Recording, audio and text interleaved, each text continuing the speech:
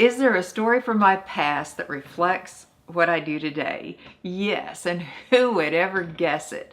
When I was a little girl, my brother and I loved dinner time because my mother was a horrible cook. That wasn't the reason we liked dinner time, but my father was a wonderful storyteller, just a great storyteller.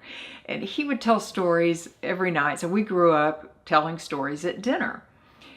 If I would tell a story and I would say, they gave the bucket to Paula and I, my father would say, Paula and me.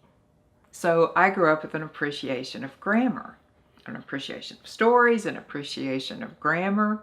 And then my grandmother on my mother's side was a legal secretary, and she would type me a letter or a postcard every single week, which I loved to get.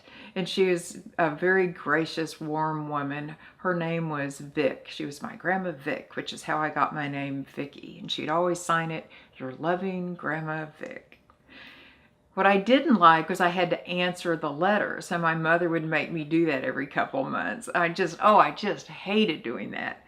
But it got worse. My grandmother would send me my letters back, and any word I had misspelled or any grammar mistake I'd make, she'd circle in red and she'd explain why I made the mistake.